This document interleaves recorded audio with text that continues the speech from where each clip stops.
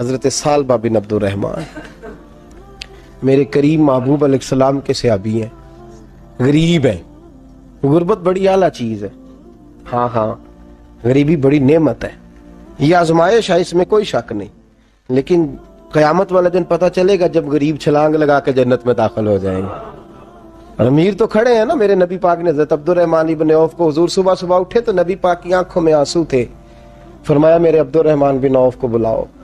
حضرت عبد الرحمن بن عوف آئے تو حضور نے سینے سے لگا لیا، نبی پاک کھول کے روئے، یا رسول اللہ حضور کیا ہوا؟ فرمایا عبد الرحمن رات میں نے خواب دیکھی ہے، سارے جنت میں چلے گئے، تو پیچھے رہ گیا، تو پیچھے رہ گیا، میں کھڑا تیرا انتظار کرتا رہا، میں تیرے بغیر جا نہیں سکتا تھا، پھر تو آیا ہے تو تیرا سارا وجود پسینے سے بھیگا ہوا تھا۔ حضرت عبد الرحمن بن عوف تڑپ کے روئے، قدموں پہ سر رہا، حضور میری غلطی۔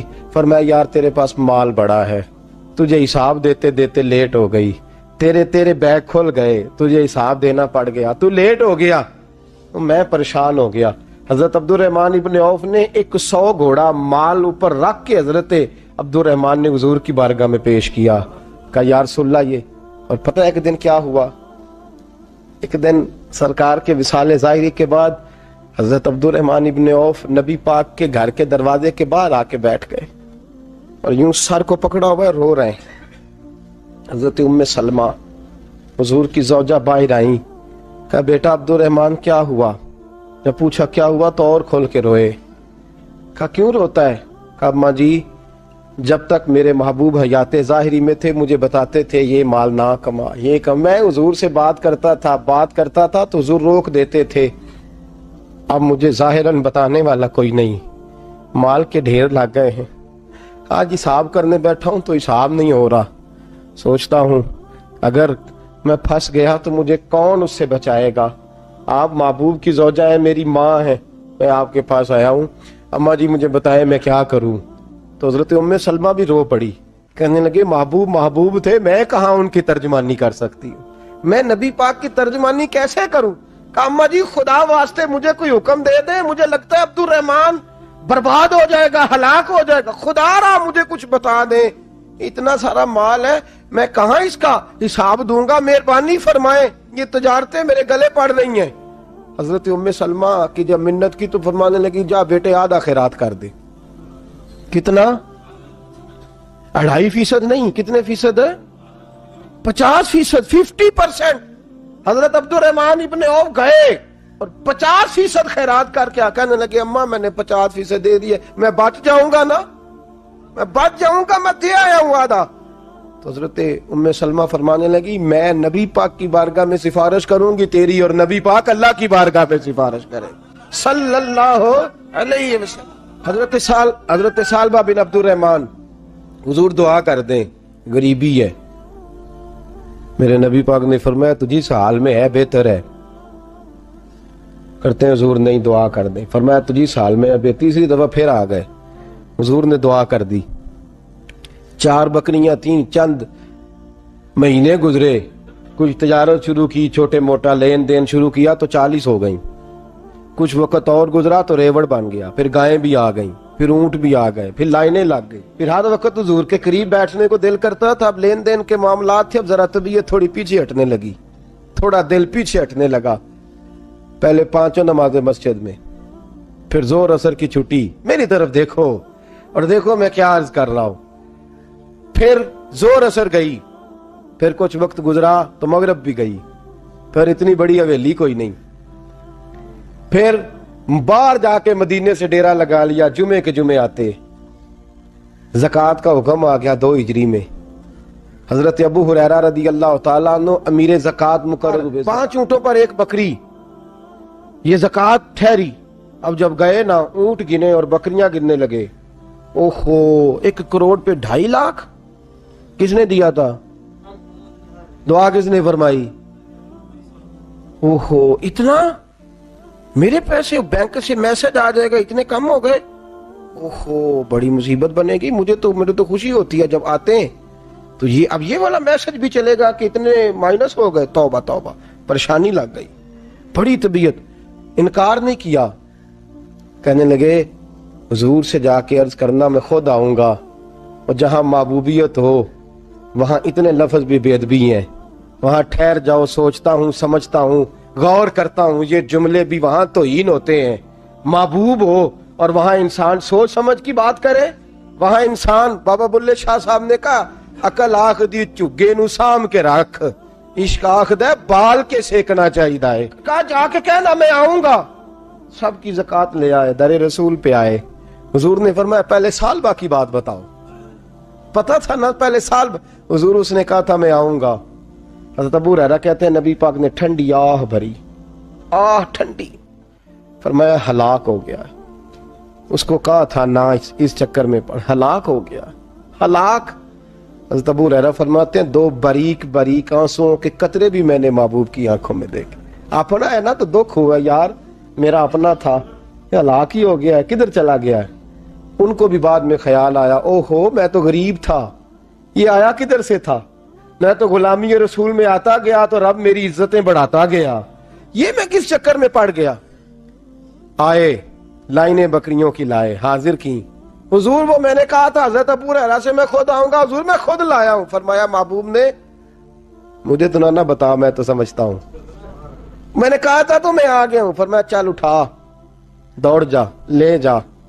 حضرت ابو ہریرہ فرماتے ہیں انکار محبوب نے سالبہ کو کیا، لیکن آنسو ابو بکر صدیق کے بھی نکل گئے۔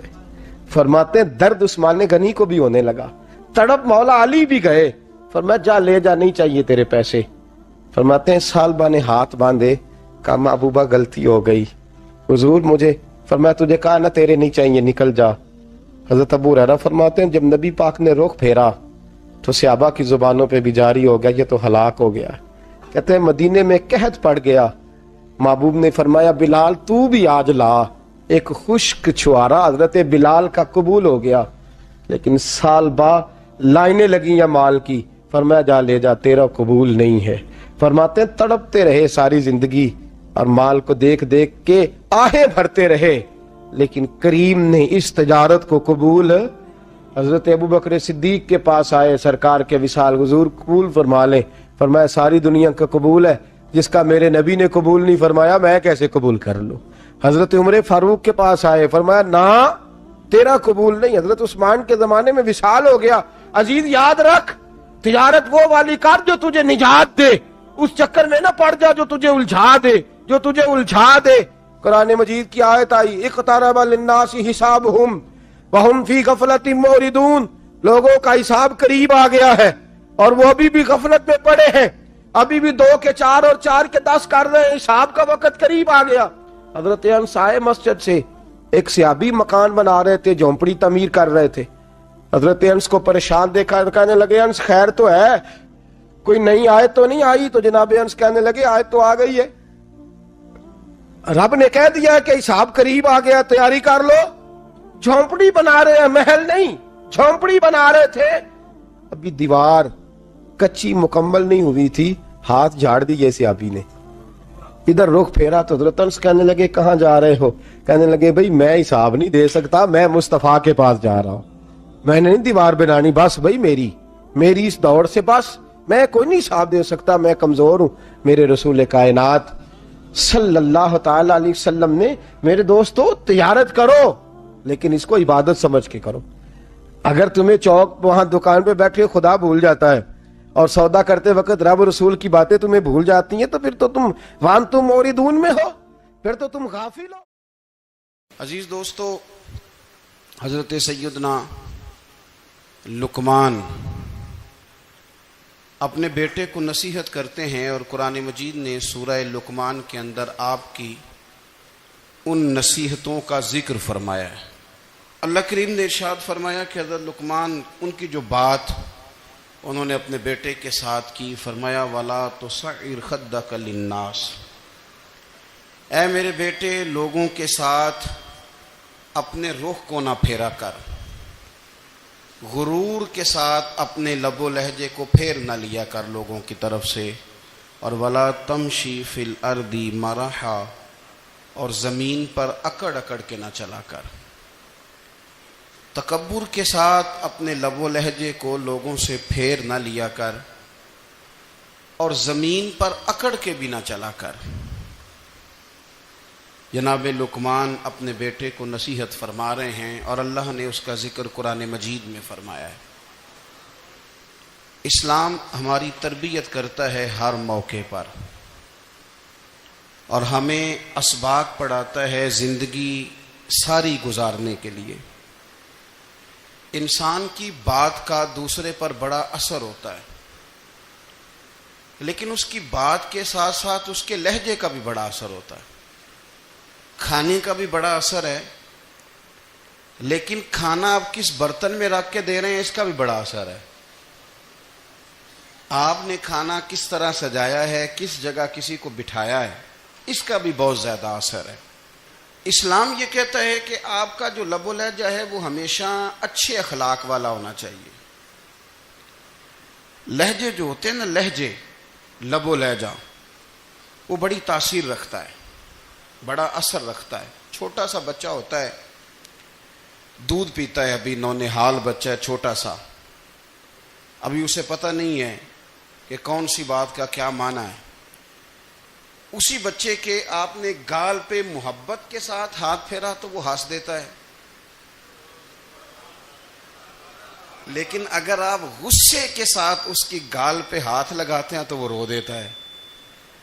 آپ میری بات کو سمجھیں گے، ابھی اس کو لفظوں کے مفاہیم کا نہیں پتا، معانی سے ابھی وہ آگاہ نہیں ہے، معنی نہیں جانتا، پر آپ نے کس لہجے کے ساتھ اس سے پیار کیا یہ اسے پتا ہے۔ یہ جو لہجہ ہوتا ہے نا، لہجہ، اخلاق آپ کا، یہ بڑا اثر کرتا ہے۔ آپ نے گفتگو کی، لیکن اس گفتگو میں آپ کا انداز کیا تھا، لب و لہجہ کیا تھا۔ کچھ لوگ کہتے ہیں میں نے کوئی غلط بات کی ہے، بالکل ٹھیک بات کی ہے۔ بھئی آپ کی بات ٹھیک تھی، پر آپ کا انداز ٹھیک نہیں تھا۔ جہاں بات ٹھیک ہونا ضروری ہے نا، وہاں انداز ٹھیک ہونا بھی بڑا ہی ضروری ہے۔ آپ کے لہجے کا خوبصورت ہونا اور آپ کے لفظوں کا حسین ہونا بھی بڑا ہی ضروری ہے۔ اگر آپ تھوڑا سا معاشرے میں غور کریں تو کچھ لوگ ایسے ہیں جو طبعاً ہی بیچارے دنیا میں آئے ہی شکوہ کرنے کے لیے، ان کے لہجے سے نہ ترش روئی برستی ہے، تلخی ہے۔ وہ جی میں فلاں آدمی کے پاس گیا تو اس نے میری بات نہیں سنی، فلاں شخص سے میری ملاقات ہوئی، میں نے وقت گزارا پر وہ بندہ ٹھیک نہیں نکلا، فلاں کے ساتھ میں آگے بڑھنا چاہ رہا تھا پر میرے معاملات چل نہیں سکے۔ تو بھئی آپ دوسروں کو ناپتے اور تولتے رہے، آپ کو یہ دیکھ لینا چاہیے تھا کہ آپ کا انداز فکر ہی کہیں غلط نہ ہو۔ لہجے، اخلاق، یہ آپ کے لفظوں سے بھی زیادہ اثر بعض اوقات رکھتے ہیں۔ کسی نے کہا تھا کہ میرے لہجے میں غرور آیا تھا، اس کو حق تھا کہ شکایت کرتا تھا، میرے لہجے میں کچھ ایسا کہ جس پہ وہ بیچارہ پریشان ہو گیا، اب اس کا حق بنتا تھا وہ اس پہ شکایت کرتا۔ تو میرے عزیز، آپ بات کو یاد رکھیں گے کہ جو اخلاق ہے، آپ کا جو اخلاق ہے، جو آپ کا کردار ہے، وہ اپنی ایک خوبصورتی رکھتا ہے۔ اس لیے میرے نبی پاک صلی اللہ تعالی علیہ وآلہ وسلم نے فرمایا تم میں کامل مومن وہ ہے جس کا اخلاق زیادہ اچھا ہے۔ جو کہانیاں زیادہ سناتا ہے وہ نہیں، جو اپنی خدمات زیادہ بتاتا ہے وہ نہیں، جو باقی سب کی نفی کر کے کہتا ہے کہ دنیا میں کوئی بندہ ٹھیک نہیں، صرف میں ٹھیک ہوں، وہ والا بندہ نہیں، بلکہ فرمایا جس بندے کا اخلاق زیادہ اچھا ہے۔ اخلاق دیکھیں، یہ جو آپ کا لہجہ ہوتا ہے نا، یہ بہت زیادہ اثرات مرتب کرتا ہے آپ کے گھر پہ بھی، باہر بھی۔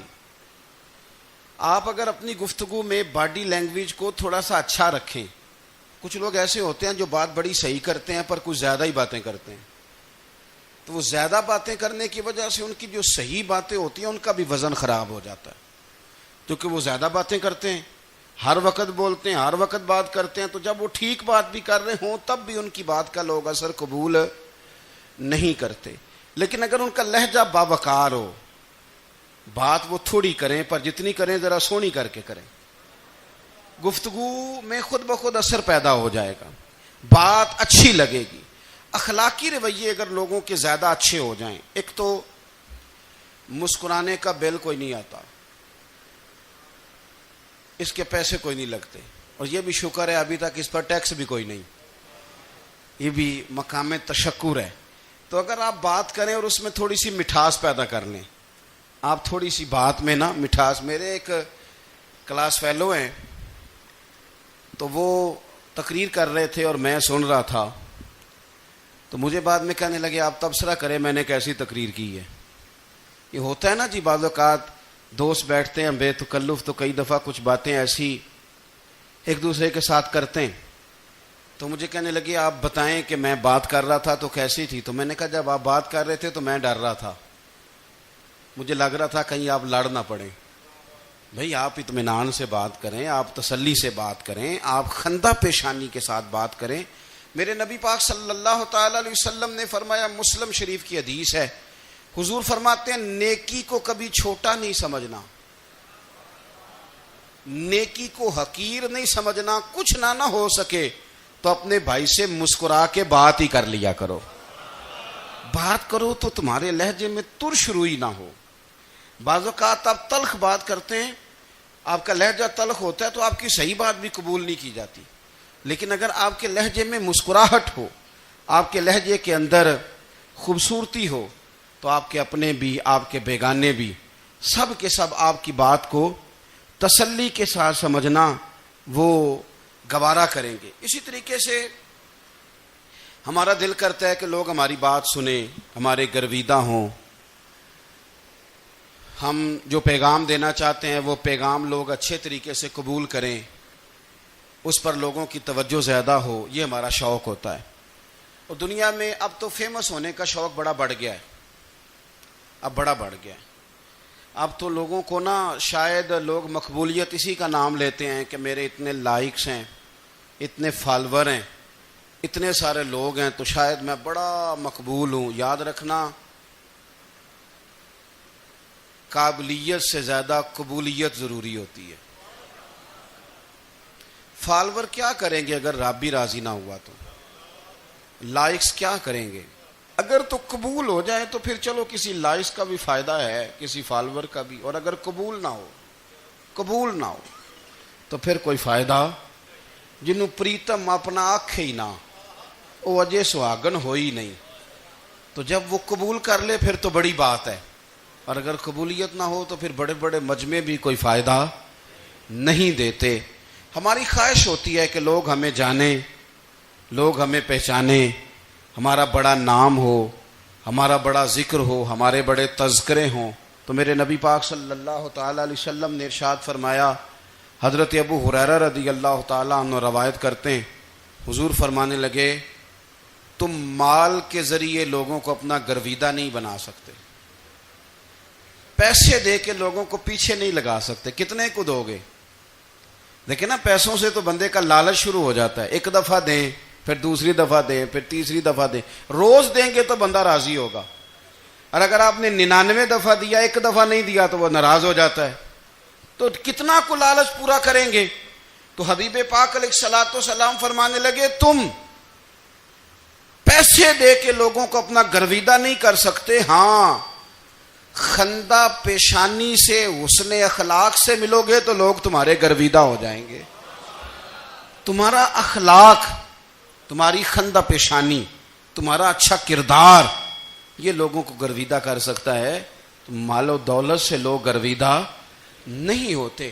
تو ہمارا وہ جو روزمرہ کا لوگوں کے ساتھ تعلق ہے، لب و لہجہ ہے، میں نے دیکھا ہے بہت سارے لوگ ایسے ہیں جن کے ساتھ لوگ آنا جانا، ملنا بیٹھنا آہستہ آہستہ چھوڑ دیتے ہیں، اور وہ کس لیے چھوڑ دیتے ہیں؟ وہ ان کے رویے کی وجہ سے چھوڑ دیتے ہیں، ان کے انداز فکر کی وجہ سے چھوڑ دیتے ہیں، ان کے شکووں کی وجہ سے چھوڑ دیتے ہیں۔ مزاج ہوتا ہے نا ہمارا کہ ہمیں شوق ہوتا ہے تعلق زیادہ لوگوں کے ساتھ ہو، اور پھر یہ بھی شرط ہوتی ہے کہ میں جس کے پاس جاؤں وہ مجھے یہی کہے کہ تو میرے ساتھ ہی پیار کر۔ ایک صاحب مجھ سے کہنے لگے کہ یہ میں محفل کراتا ہوں، آپ بھی تشریف لائیں، اور میں 20 علماء کو بلا چکا ہوں، اور بڑے بڑے نامور نام انہوں نے میرے سامنے لیے۔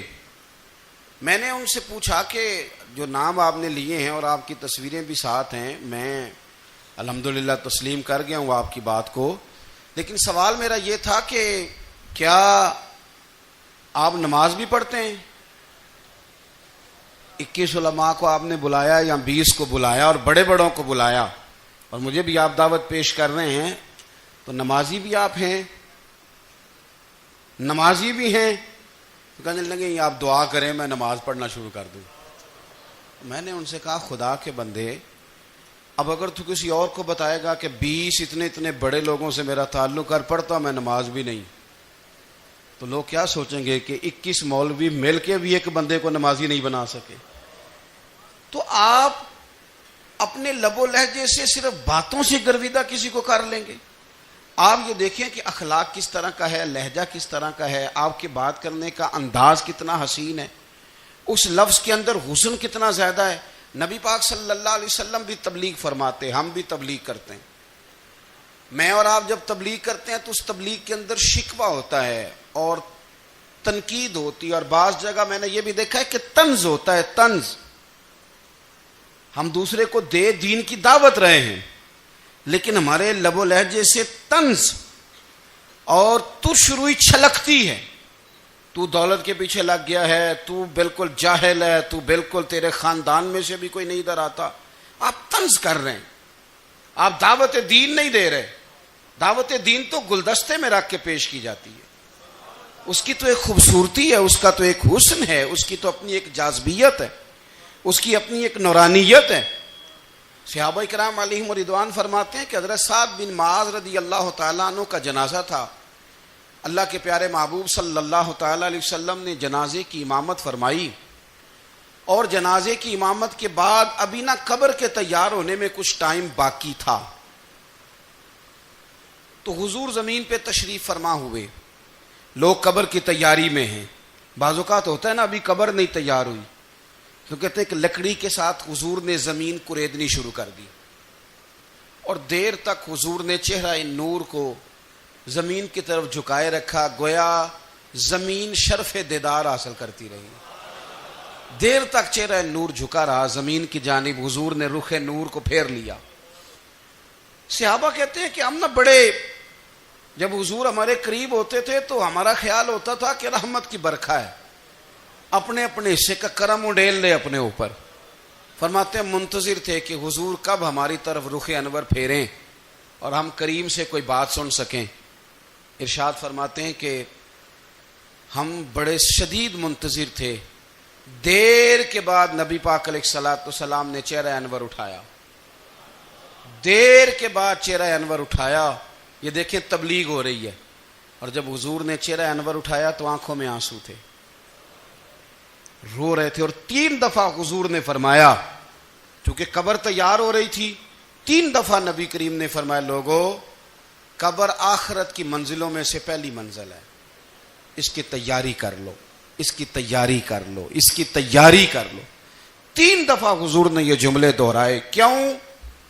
एक मैं तबलीग करता हूं, पर उसमें न दर्द है, न रोना है, न वो लबो लहजा। एक हुजूर दावत दे रहे हैं कब्र की तैयारी की, लेकिन उसमें आंसू हैं, उसमें खास रगबत है गुलामों के लिए। तो अपनी जिंदगी के अंदर जो हमारा अंदाज़े तकल्लुम है, हमारा अंदाज़े गुफ्तगू है, मैं कहा करता हूं कि हम ना दीन के लिए जब कलाम कर रहे होते हैं तो शिद्दत होती है हमारे जुमलों के अंदर। बाद मकामात शिद्दत के होते हैं। आप जिहाद की बात कर रहे हैं, नामूस रिसालत की बात कर रहे हैं, तो किसी जगह आपके लबो लहजे के अंदर शिद्दत का हो जाना बुरा नहीं है, बल्कि वो अच्छा है। लेकिन मेरे अजीज, हर वक्त ही कुछ लोग तलख हैं, उन्हें किसी वक्त भी आप उनसे मुलाकात कर लें, वो लोग आपको परेशान ही नजर आएंगे। हजरत सैयदना अब्दुल्ला इब्न अमर रदी अल्लाह तआला अन्हु रवायत करते हैं कि नबी पाक सल्लल्लाहु तआला अलैहि वसल्लम ने इरशाद फरमाया कि जन्नत में ऐसे भी कमरे होंगे, जन्नत में कुछ ऐसे कमरे, कुछ ऐसे मकानात भी होंगे कि बाहर खड़े होंगे तो अंदर नजर आएगा, और अंदर खड़े होंगे तो बाहर नजर आएगा। यानी एक तो तुम आईने लगाते हो ना, वो दीवारें इतनी शफाफ होंगी कि अंदर बाहर से उनका हुस्न दिखाई देगा। हजरत सैयदना मालिक अशअरी रदी अल्लाह तआला अन्हु बैठे थे, कहते मैंने फौरन अर्ज की, हुजूर वो मिलेंगे किसको? वो जो इतने हसीन घर होंगे कि दीवारें ही शीशे की महसूस होंगी, अंदर बाहर से हुस्न के जलवे दिखाई देंगे, हुजूर वो मिलेंगे किसे? تو اللہ کے پیارے محبوب علیہ السلام نے فرمایا وہ اس کو ملیں گے جو گفتگو اچھی کرے گا، جو گفتگو اچھی کرے گا، لب و لہجہ اخلاق والا ہوگا، گفتگو اچھی کرے گا، لوگوں کو کھانا کھلائے گا، اور جب لوگ سو رہے ہوں گے تو وہ اٹھ کے اپنے رب کی عبادت کرے گا۔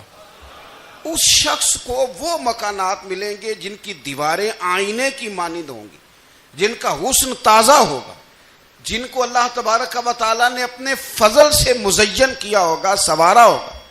ہم اگر تھوڑی سی توجہ کریں نا تو کئی دفعہ وقت گزر جاتا ہے، لہجہ نہیں بھولتا، لہجہ یاد رہتا ہے۔ آپ تو 2 منٹ کے لیے غصے میں تھے نا، تو آپ نے کوئی بات کر دی کسی غریب کو، کسی شخص کو،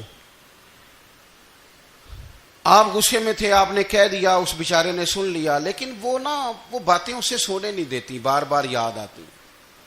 کوئی آپ کے ساتھ تلخ کلام کر دے نا، کبھی تلخ گفتگو کر دے، بندہ جب سامنے آتا ہے وہ باتیں یاد آ جاتی ہیں، تکلیف ہوتی ہے، اور وقت گزر جاتا ہے۔ لڑائیاں ہمیشہ چل نہیں سکتی۔ لڑائی کتنی دیر کی ہوتی ہے؟ 1 دن کی، 2 دن کی۔ قتل بھی ہوں تو اگر قاتل کو پھانسی بھی ہو جائے تو پھانسی کے بعد بالآخر لڑائی تو ختم ہو ہی گئی نا۔ لڑائی ہمیشہ چلتی، تلخی ہمیشہ چل سکتی نہیں۔ تلخی روٹین میں چلنے والا سکہ، کوئی سکے روٹین میں چلتے وقتی ہوتے، یہ جو غصے کا لب و لہجہ ہے، تلخی کا سکہ، یہ بھائی روٹین میں نہیں چلتا، اس نے ایک نہ ایک دن ختم ہو جانا ہے۔ روٹین میں پیار ہی چلتا ہے۔ حضرت جابر ابن عبداللہ کہتے ہیں حضور پہلے دن مدینہ منورہ آئے، میں زیارت کے لیے گیا تو میں نے مسکراتے دیکھا۔ 10 سال میں دیدار کرتا رہا، اور وصال سے چند دن پہلے بھی میں نے زیارت کی تو مدینے والے محبوب کو مسکراتے ہوئے ہی دیکھا ہے۔ یہ جو آپ کا لب و لہجہ ہے نا، اخلاق والا، حسن والا، مسکرانے والا، یہ لب و لہجہ نا ذرا لمبا چلتا ہے، یہ روٹین ہے، یہ روز چلے گا۔ یہ سکہ وہ ہے جو رائج الوقت رہتا ہے، یہ کبھی بھی ختم ہونے والا یہ خزانہ ہے۔ تو یہ جو آپ کا تلخ لب و لہجہ ہے، یہ روٹین نہیں۔ عارف رومی رحمۃ اللہ علیہ فرماتے ہیں کہ وہ مثال دینے کے لیے بات سمجھاتے ہیں، فرماتے ہیں ایک شخص جنگل میں لکڑیاں کاٹنے جایا کرتا تھا تو شیر سے دوستی ہو گئی، یعنی ڈائریکٹ بادشاہ سے دوستی ہو گئی، اور بادشاہ بھی وہ جو جنگل کا بادشاہ ہے، جنگل کے بادشاہ سے دوستی ہو گئی۔ اب وہ لکڑہارا غریب آدمی تھا، لکڑیاں تو کاٹنی ہوتی تھیں، تو وہ جنگل کا بادشاہ اعلان کر دیتا جانوروں کو کہ میرا دوست آیا، ایک تو کوئی تنگ نہ کرے، اور دوسرا یہ کہ سب لوگ مل کے اس کے ساتھ تعاون کریں۔ کبھی کوئی جانور لکڑیاں اکٹھی کراتا، کبھی کوئی اپنی پشت پہ گدھا، بیل، گھوڑا، خچر رکھ کے وہ لکڑیاں باہر چھوڑنے آتا۔ تو اب اس کی بڑی دھوم مچ گئی جنگل کے اندر، لکڑہارا مزدور تھا، وہ بادشاہ سے دوستی کر کے بادشاہ ہی بن گیا۔ وہ گھر آ کے نا بیوی کو اکثر بتاتا کہ میرا ایک دوست ہے، میں جاتا ہوں تو ساری پہلے ہی مخلوق کھڑی ہوتی ہے میرے استقبال کے لیے۔ دوستی جو بڑے سے ہو گئی ہے۔ بنا ہے شاہ کا مصاحب تو پھرے ہے اتراتا، وگرنہ شہر میں غالب کی آبرو کیا ہے۔ ہم نے تو پوچھتا ہی کوئی نہیں، یہ تو بنا ہے شاہ کا مصاحب تو پھرے ہے اتراتا، وگرنہ شہر میں غالب کی آبرو کیا ہے۔ تو وہ لوگوں کو بتاتا، بیوی کو بھی بتاتا دوست ہے، تو بیوی کہنے لگی اتنی تو تعریفیں کرتا، یہ نہیں بتایا کہ وہ جنگل کا شیر ہے، بس نیرا دوست بتا دیا۔ بیوی کہنے لگ گئی کہ تو اتنا جو اس کا ذکر کرتا ہے تو کسی دن بلا نا، بلا کسی دن تاکہ اس کی دعوت کریں۔ اب اس نے پھر نہ اس کو پردے میں رکھا، کیا کہتے ہیں آج کل، سرپرائز دینا ہے، ان کا سرپرائز دینا ہے جی، پردے میں رکھا کہ وہ شیر ہے۔ تو وہ بلا لیا گھر۔ اب اس کے لیے کچا گوشت، ظاہر ہے شیر نے کچا گوشت کھانا تھا۔ وہ کہنے لگی پکانا کس طرح کا ہے؟ وہ کہنے لگا جب وہ آئے گا پھر بتاؤں گا۔ اب وہ کچا گوشت 2-3 بکرے ذبح کر کے ڈال دیے، وہ آ گیا شیر۔ عارف رومی کہتے ہیں جب وہ آیا نا تو اس کی بیوی نے دیکھا تو اس نے ایک سخت جملہ کہہ دیا، کہنے لگی اوہو میں سمجھی تھی پتہ نہیں کون ہے، اس طرح کے درندے تیرے یار ہیں، کتے بلے دوست بنائے ہوئے ہیں، یہ کیا بات ہوئی؟ خیر وہ شیر نے سن لیا، گوشت کھایا, وہ چلا گیا. اگلے دن لکڑ آرا لکڑیاں کاٹنے گیا تو شیر نے ملاقات کرتے ہی لکڑ آرے سے کہا کہ یہ نا کلاڑی اٹھا اور میری پشت پہ نا ایک زخم کر دے. اس نے کہا نہیں میں یہ کام نہیں کرتا, تو میرا دوست ہے. اس نے کہا سن بھائی, میں نے پیار سے کہا ہے تو مان جا, ورنہ میں ہوں شیر, میں نے تجھ سے منوا ہی لینا ہے, میں کوئی تکلیف دوں گا مناسب نہیں, تو کر. اس نے کلاڑی اٹھائی اور اس کی پشت پہ ایک زور سے زخم لگا دیا, خون بہنے لگا. اس نے کہا تو نے آج کے بعد آنا ہے, لکڑیاں کاٹنی ہے, تجھے کوئی کچھ نہیں کہے گا, بس یہ ایک حکمت تھی جو میں نے کیا ہے. قصہ مختصر, وہ آتا رہا, لکڑیاں ملتی رہیں, خدمت بھی ہوتی رہی. 6-8 ماہ گزر گئے. ایک دن شیر اس سے کہنے لگا یہ میرے ذرا بال اٹھا کے دیکھ, وہ جو تو نے زخم لگایا تھا وہ کہاں پہ ہے. اس نے وہ بال اٹھا کے دیکھا تو زخم ملا ہی نہیں, کئی جگہ پہ ٹٹولا کا یار یہاں تھا یہاں تھا یہاں تھا. شیر نے پھر کیا کمال ہی جملہ کہا. اس نے کہا کہ وہ جو کلاڑی کا زخم تو نے لگایا تھا نا وہ مکمل ہو گیا, لیکن تیری بیوی کا جو لہجہ تھا اور اس کی جو تلخی تھی وہ آج تک میرے ذہن میں موجود ہے, وہ ابھی بھی مجھے تکلیف دیتی ہے. وہ بات سوچتا ہوں مجھے اس نے درندہ کہا, اس نے میرے بارے میں اتنے کچے اور کمزور اور سخت جملے کہے, تو وہ بات مجھے بھولتی, وہ آج بھی میرے ذہن میں اسی طرح گونجتی ہے. تلخ جملے جو اس نے کہے اور خوفناک جو انداز اس نے اختیار کیا, وہ بات مجھے کبھی بھی بھولتی. تو آپ کے لفظ لوگوں کو بھول جاتے ہیں پر لہجہ یاد رہتا ہے اگر ہم اپنے لہجے پر تھوڑی توجہ ہی کر لیں. کچھ لوگ کہتے ہیں جی میرا جی روٹین ہی یہ ہے بات کرنے کی, تو یہ یاد رکھنا کسی وقت ایسا بھی ہوتا ہے کہ شیر کو سوا شیر مل جاتا ہے. پھر ایسا نہ ہو کہ آپ کی تلخی کی جواب میں کوئی اس طرح کی تلخی ہو کہ پھر آپ اس کو کبھی بھلا نہ سکیں. ہمارے ہاں نا یہ دور تیزیاں دکھانے کا دور ہے. کچھ لوگ ضرورت سے زیادہ تیزی دکھانے کی کوشش کرتے ہیں. ان بیچاروں کا کبھی کبھی اتنا سخت نقصان ہوتا ہے کہ ان کو ان سے بھی کئی گنا تیز بندہ مل جاتا ہے. وہ کسی ایسی جگہ جا کے بیچارے الجھ جاتے ہیں جہاں سے واپسی کا راستہ نظر نہیں آتا.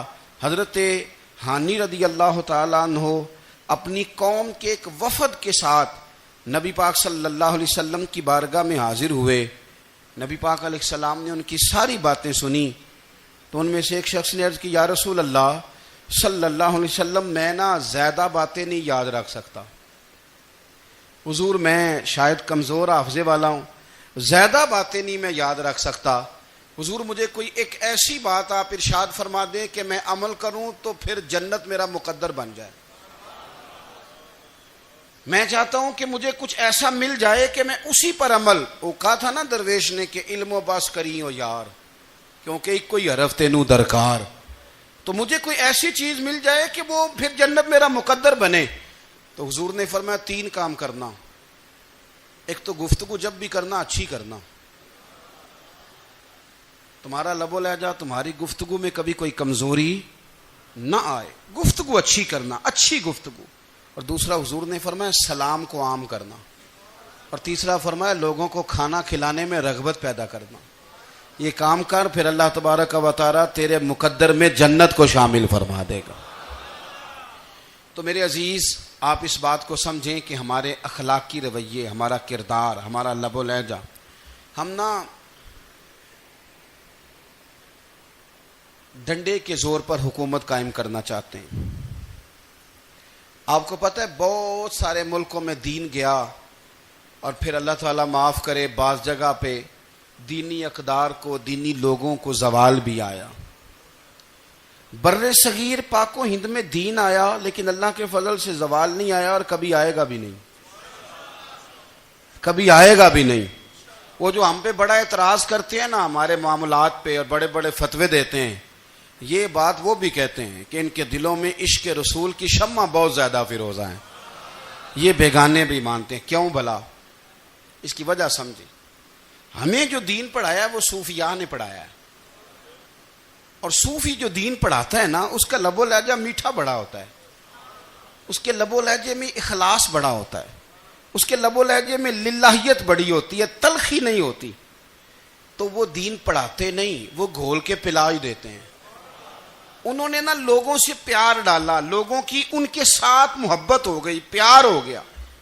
پھر انہوں نے میٹھے انداز میں لوگوں کو دین سمجھایا, ان کو اچھے طریقے سے اچھے لب و لہجے میں دین کی اور خیر کی باتیں ان تک پہنچائیں. اس کا فائدہ یہ ہوا میرے عزیز کہ لوگوں کی روحوں تک دین اتر گیا ہے. ہمارے وہ بچے جن کی عمریں ابھی بالکل چھوٹی ہوتی ہیں, 4 سال 5 سال کی, وہ بھی رسول پاک کا نام لیتے ہیں تو بڑے وجد کے عالم میں لیتے ہیں. کیوں؟ اس لیے کہ ہمارے بزرگوں نے ہمیں اچھے طریقے سے, اس لیے نبی پاک صلی اللہ تعالی علیہ وسلم نے فرمایا کہ حسن اخلاق والا آدمی اپنے اخلاق کی بنیاد پر نفلی روزہ رکھنے والوں اور رات کو قیام کرنے والوں سے زیادہ فضیلت حاصل کر لیتا ہے. اس لیے کہ اس کا اخلاق, اس کا لب و لہجہ, اس کا انداز, اس کی گفتگو, وہ جو گفتگو اس کی ہوتی ہے وہ اتنی میٹھی ہوتی ہے کہ لوگوں کے دل نہیں ٹوٹتے, بلکہ بعض اوقات اس کی گفتگو کی وجہ سے جو غم زدہ آدمی ہوتا ہے اسے سکون مل جاتا ہے, اسے تسلی. دیکھیں, انسان نے انسان رہنا ہے, اس نے نہ فرشتہ بننا ہے معاذ اللہ, نہ اس نے خدا بننا ہے, اس نے انسان رہنا ہے. لیکن وہ کچھ بھی نہیں کسی کا سنوار سکتا, صرف اتنا ہے کہ اگر آنے والے کی وہ صرف اشک شوئی کر دے, بات توجہ سے سن لے اور جاتے وقت 2 جملے تسلی کے بول دے, اور اس کے جو بول ہوں وہ ذرا میٹھے ہوں, میٹھے ککھ سواد نہیں مشری اندر, اساں کھنڈا می چکھ ڈٹھیاں پر انہاں ساریاں شیواں نالوں گلاں سجن دیاں مٹھیاں. اگر انداز تھوڑا سا شستہ ہو, انداز تھوڑا سا ٹھیک ہو, لب و لہجہ تھوڑا سا ٹھیک ہو. اب ہمارے جو جدید اسکالر آئے ہیں وہ کہتے ہیں باڈی لینگویج. باڈی لینگویج کیا ہے؟